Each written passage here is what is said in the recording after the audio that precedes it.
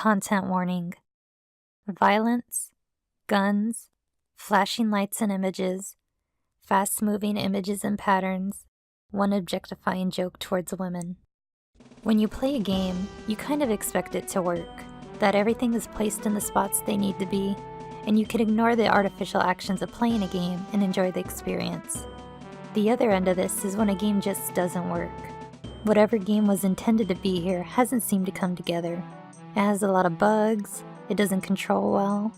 You feel as if you're actively fighting the game to enjoy it. With Gigantic Gear, the game has a lot of aspects of a game that doesn't work, but somehow despite this, it works for the most part. Gigantic Gear is a Japanese freeware title that, from what I could gather, released sometime in 2000. It was originally meant to run on Windows 95 and 98, but with a little work it can run on Windows 10, a feat in and of itself. It's a 2.5D shooter where you play as gear pilot Kirill Agathion, who's out to defeat Oboro, some evil group or something. Their motivation is never really explained, and outside of some hits that Kirill has a past with their leader, there's not much context for the game's events. The story as a whole is unnecessary, to the point that you could turn most of it off in the options menu.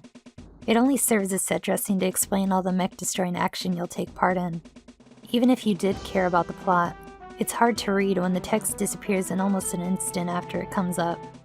You'll go through 2 side-scrolling levels and 1 flying third-person level that can only be described as similar to Space Harrier. In the side-scrolling levels, you'll shoot and destroy various turrets, tanks, and mechs, in this game known as Gigantic Gears. You'll do some platforming, at one point getting to choose between 2 paths through a level, face a boss, and then move on to the next level. That is, if the game doesn't crash between levels, which it has a decent chance of doing. The gameplay here is straightforward, but there is some enjoyment to be had from it. It boils down into a rhythm of getting a few shots in, blocking, and repeat.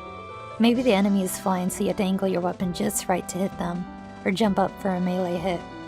It's not much, but for a game that can be finished in a half hour, it's enjoyable throughout. Due to the gameplay being so straightforward, there isn't much there within terms of playing strategy, outside of the equipment selection the player has at the beginning of the game. Various secondary weapons, body tops and bottoms to choose from. Perhaps you'll go with a hover type gear with a focus in melee, or a long range gear with 4 legs. Despite this apparent amount of variety, it's not balanced well. There are clearly options that are better than others. For instance, a melee build with a hammer will just completely decimate anything, and it's the only way I could beat the final boss, who is the only impossibly difficult enemy in the game. There is no reason to choose the blade over the hammer. It has worse range and power with the same amount of uses. For body type, an average or shooting focus gear doesn't offer any clear benefits over a fighting gear. It's almost as if every other build is a joke. Well, I mean, some are definitely just jokes I don't find particularly funny. And yet, just like the story, the gameplay is ultimately unnecessary. You can dash past every enemy in the game with the exception of bosses. The idea that you can actively avoid the intended experience if you want to is both humorous and strange. I highly doubt this was meant to be a valid way to play, but the ease with which you can do it makes me wonder. It feels as if I'm taking advantage of the game. There's a game here to play, and I can just ignore most of it. It definitely has issues, but I still found myself enjoying Gigantic Gear. What separates it from other buggy games is that the player isn't frequently at odds with the game. In fact, the player has more control over the game than it does over them.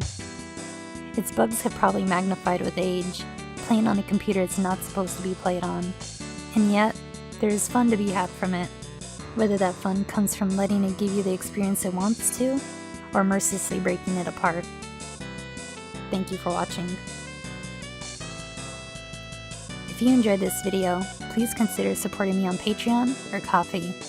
Patreon is if you want to support me monthly, and Ko-fi is for one-time support.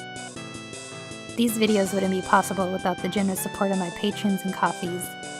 Any amount helps this channel keep going. Anyways, here's my Twitter, my Instagram, my channel link if you want to subscribe, and some other videos I've made. Well, that's all I had to say.